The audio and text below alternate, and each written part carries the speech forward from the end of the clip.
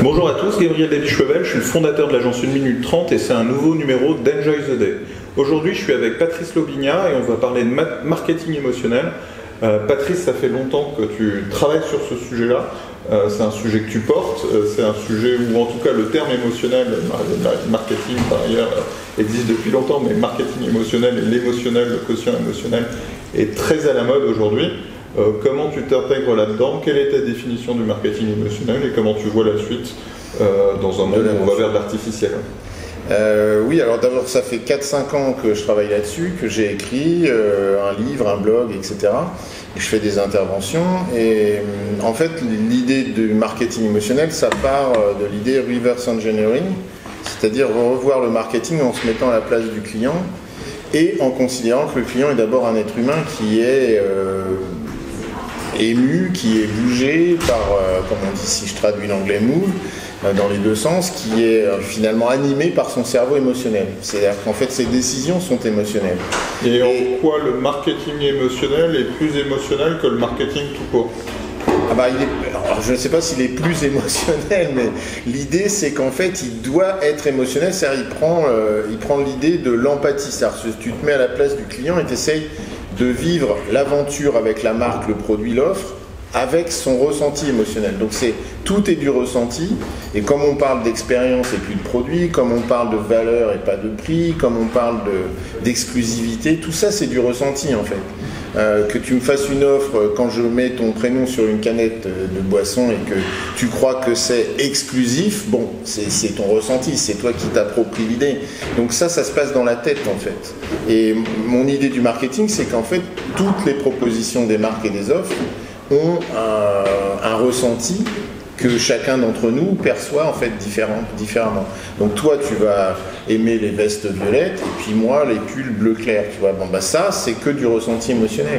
Donc ça peut pas être argumenté, ça peut pas être vis-à-vis de ce qu'on faisait avant dans le marketing. On expliquait, on démontrait.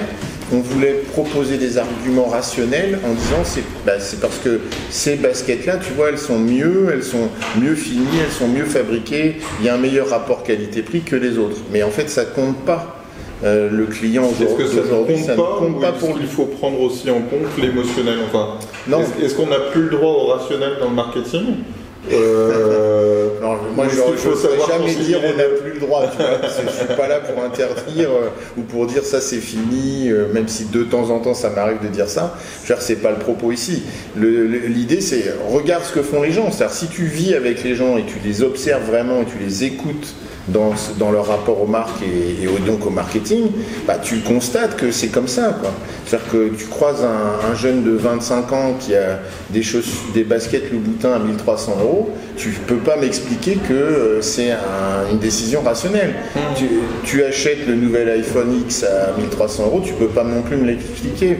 Mais là, tu vas me dire, d'accord, c'est des produits de luxe et ça. Oui, mais je te dis la même chose quand tu achètes des biscuits Michel Augustin ou quand tu vas choisir d'avoir du Nutella et que tu peux essayer toutes les substituts de Nutella, personne n'en a jamais voulu parce que c'est pas Nutella. Bon, ça veut rien dire en fait, mais c'est pas Nutella dans l'esprit des gens. Moi je recommande la plateau chocolat de la mère de famille. Ça n'a absolument rien à voir, mais elle est excellente, elle est faite maison. C'est vrai. Si tu la connais. Alors, c'est bien meilleur que le Nutella. Alors ça c'est un autre sujet. Si la marque t'apporte quelque chose, elle t'apporte une émotion. C'est-à-dire, si c'était pour te dire elle t'apporte le meilleur produit, on voit bien que c'est pas vrai, parce que la production locale, le fait maison, le do it yourself, la marque peut pas le battre. Donc ça prouve bien que c'est pas une question de qualité ou d'expérience même à la limite, puisque la production locale aujourd'hui, les gens qui vont chercher leurs tomates ou leurs fraises dans un champ, ils les trouvent meilleures que quand il y a une marque dessus.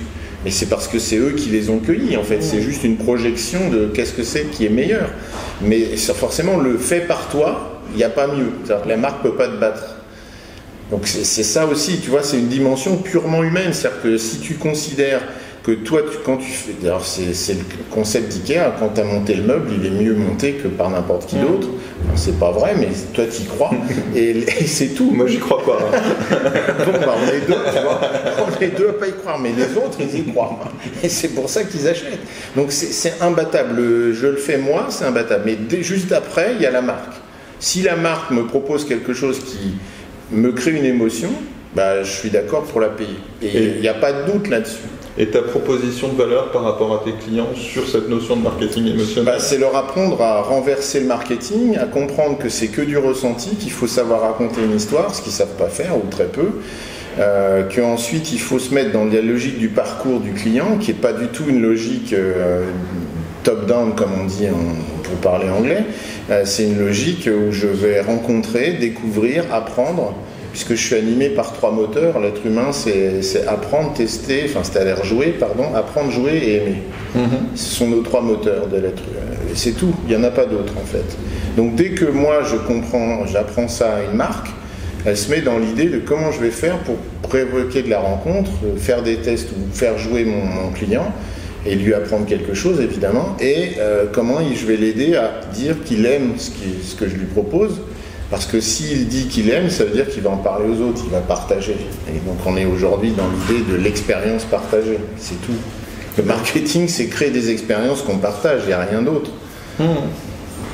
Donc c'est créer de la préférence pour la marque, pour le produit, et puis aider les clients à propager cette préférence. Parce qu'ils en ont besoin. Socialement, tu as besoin de pouvoir dire « moi j'aime ça ».